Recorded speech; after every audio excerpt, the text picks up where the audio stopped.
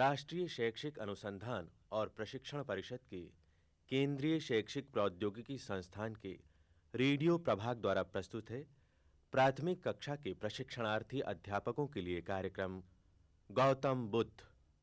बुद्धं शरणं गच्छामि, धम्मं शरणं गच्छामि, संघं शरणं गच्छामि।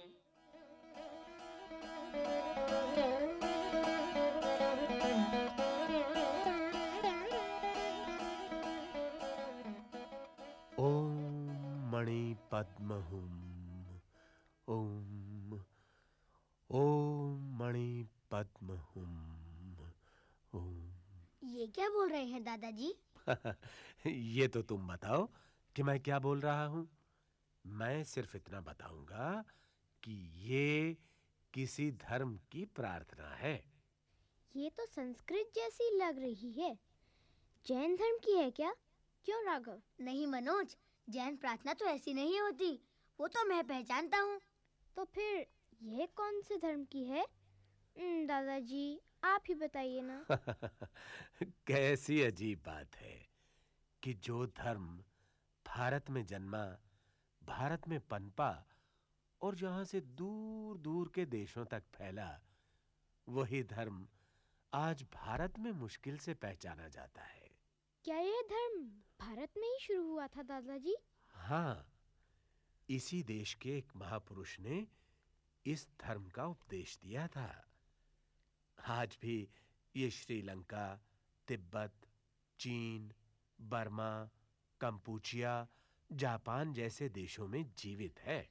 ओह, आप बौद्ध धर्म की बात कर रहे हैं दादाजी? हाँ, ओम मणि पद्महुम, ये बौद्ध धर्म की ही प्रार्थना है। मैं भगवान बुद्ध का सत्य, अहिंसा और प्रेम का संदेश दूर दूर तक फैलाने वाले बौद्ध धर्म की ही बात कर रहा हूं। जानते हो भगवान बुद्ध कहां पैदा हुए थे? सारनाथ में? नहीं, कपिलवस्तु में।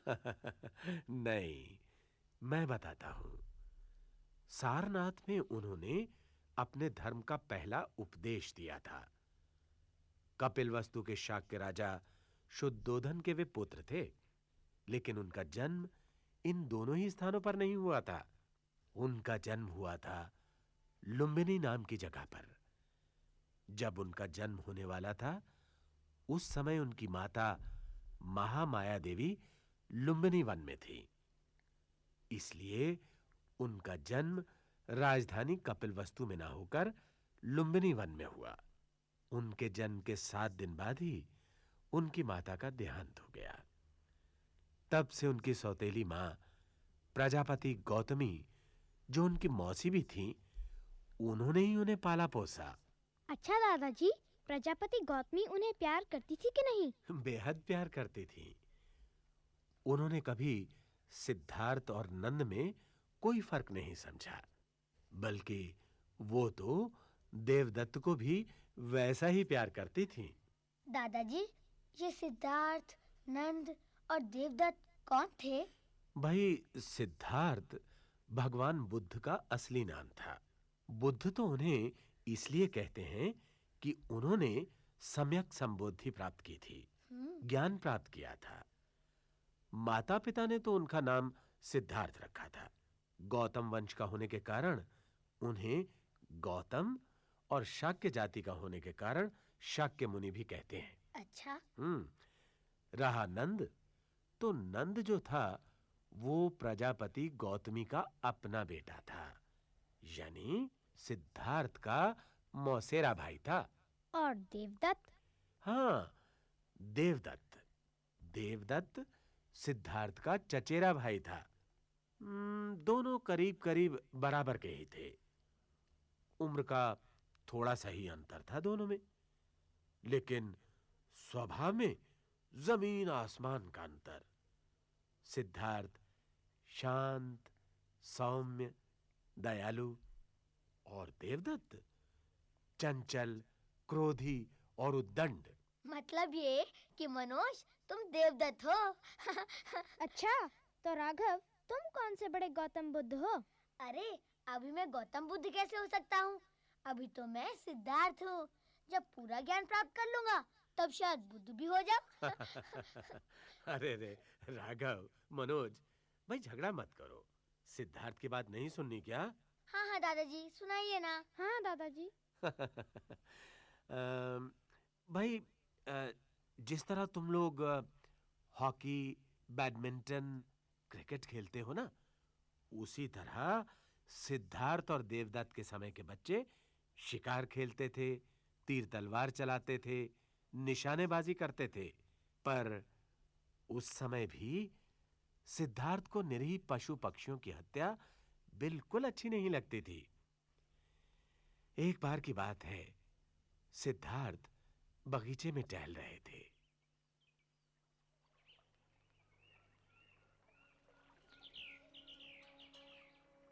कैसा सुंदर दृश्य है। घने पेड़ों की छाया, चारों ओर बिखरी फूलों की सुगंध, पक्षियों का मधुर कलरव, और इसके बीच ये सुंदर झील।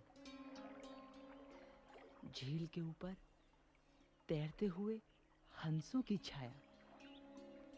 इन्हें देखकर ऐसा लगता है मानो जल के अंदर भी इनके जैसे हंस छुपे हुए हैं।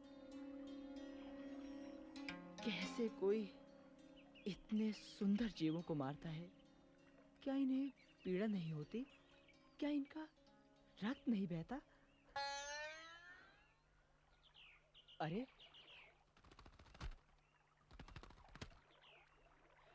ओह निर्दयी! एक ही बाण से कैसे इस हंस के दोनों पंख बीन दिए। ना बाण तो मैं भी चला सकता हूँ, पर मेरे हाथ कभी निरीह पशु पक्षियों का जीवन नष्ट करने को नहीं उठते। ओह हाँ मित्र, ना मुझे ऐसी डरी हुई आंखों से मत देखो। मैं तुम्हारा शत्रु नहीं हूँ। मैं तो तुम्हारी सहायता करना चाहता हूँ, बस। ना थोड़ी सी पीड़ा और सह लो। मैं तुम्हारा ये बाण अभी खींच कर निकाल देता हूँ।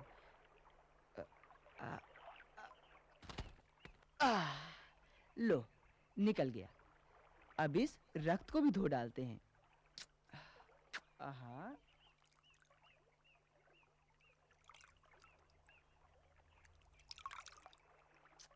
हाँ, पानी पियोगे? लो, मेरी अंजलि से पानी पियो। हाँ। अरे, इस हंस को मैंने मारा है सिद्धार्थ। ये मेरा शिकार है, मुझे दे दो। डरो मत बंधु। लो, और पानी पी लो। पियो, बस। अब नहीं पीना। अच्छा, तो अब यहीं मेरी गोद में विश्राम कर लो। हाँ, ऐसे। सुना नहीं तुमने? मैं कहता हूँ मेरा हंस मुझे वापस दो। तुम्हारा कैसे है देवदत्त? मेरा इसलिए है कि इसे मैंने अपने बाण से मारा है। देख लो, इस बाण पर मेरा नाम लिखा है कि नहीं? हाँ देवदत्त, इस बाण पर तुम्हारा ही नाम लिखा है। लेकिन यह हंस इस बाण से मारा नहीं। ये मेरे पास आया और मैंने इसे बचाया है। मारने वाले से बचाने वाले का अधिकार अधिक होता है। मैं ये सब नहीं जानता। तुम सीधी तरह से मेरा शिकार मुझे दे दो, नहीं तो मैं तात शुद्धोधन से तुम्हारी शिकायत करूंगा। अवश्य करो देवदत्त। तात से कहना कि तुमने इस हंस को मारा था और मैंने इसे बचाया है। अब वे ही इस बात का निर्णय करें कि हंस मारने वाले का है या बचाने वाले का। जाहिर है राजा शुद्धोधन ने हंस सिद्धार्थ को ही दे दिया, क्योंकि सचमुच मारने वाले से बचाने वाले का हक ज्यादा होता है। फिर क्या हुआ दादाजी? फिर दोनों राजकुमार बड़े हो गए, सुंदर, सुशिक्षित, वीर। फिर सिद्धार्थ का विवाह यशोधरा से हो गया। अच्छा। यशोधरा परम सुंदरी थी। बहुत से शाक्य कुमार उससे विवाह करना चाहते थे। इसलिए उसके पिता ने स्वयंवर का आयोजन किया।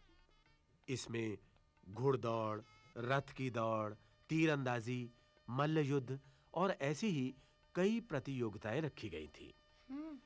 भाई सिद्धार्थ ने सभी प्रतियोगिताएं जीतकर यशोधरा से विवाह किया।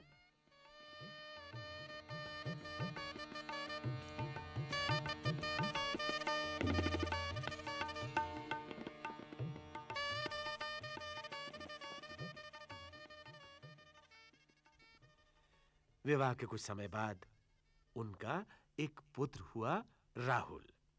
लेकिन इन सब सुख सुविधाओं के बीच सिद्धार्थ का मन नहीं लगता था। क्यों दादाजी? भाई उन्हें बराबर लगता रहता था जैसे उन्हें कहीं और जाना है, कुछ और करना है।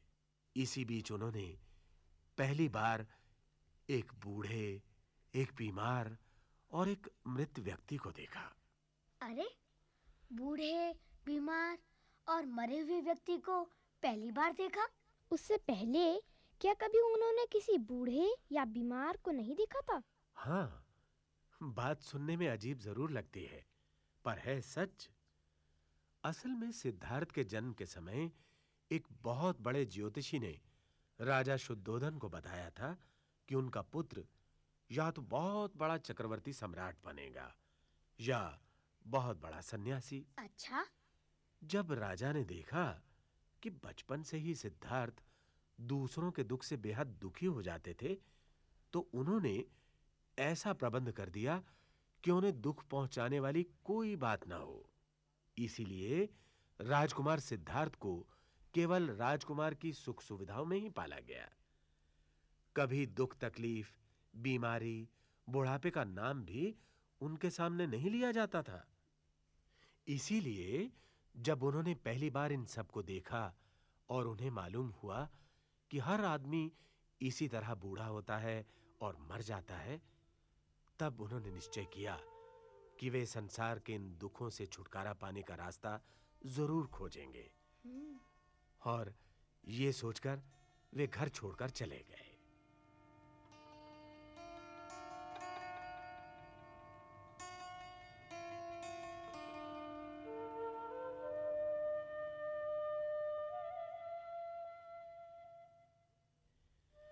उन्होंने बहुत से गुरुओं से बातें की, बहुत जगह भटके, लेकिन कहीं संतोष नहीं हुआ।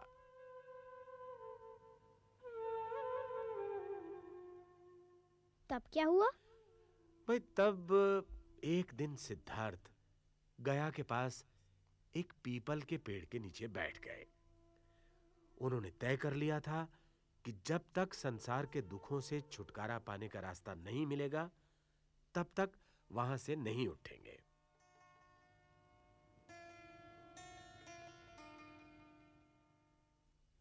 और सचमुच वहां बैठे-बैठे उन्होंने ज्ञान प्राप्त किया।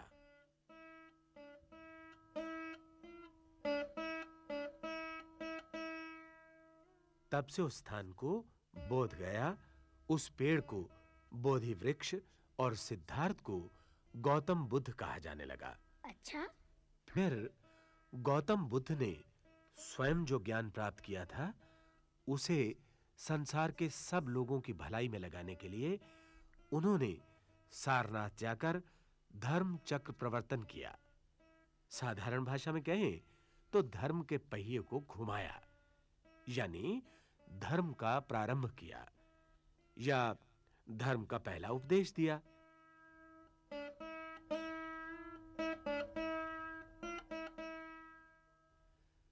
गौतम बुद्ध के धर्म को बौद्ध धर्म कहते हैं। दादाजी, बुद्ध ने क्या ज्ञान प्राप्त किया?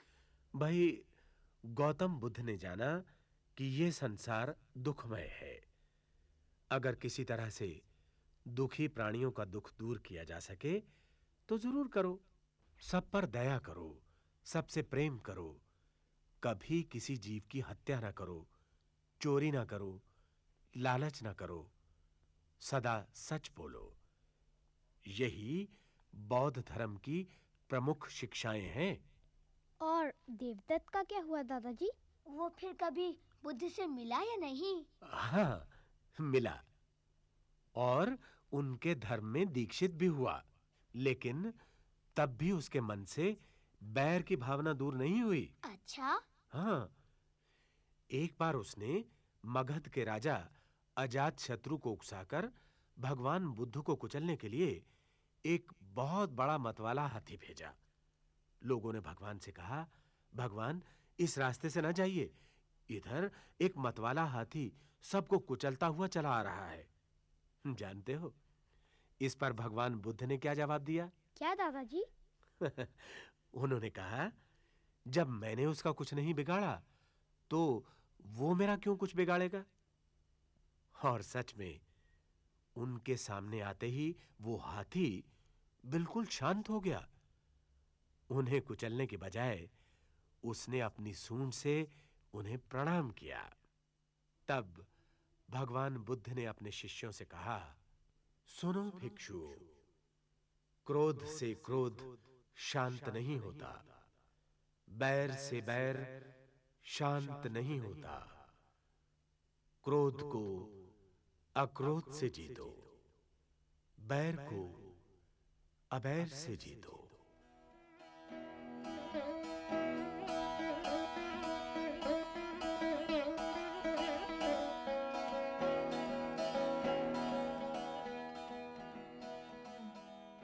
गौतम बुद्ध।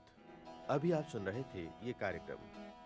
आलेख डॉक्टर शुभ्रा शर्मा, कलाकार सुरेंद्र सेठी, यमन कौशिक, हेमंत होरा, मनीष दत्त और प्रवीण शर्मा।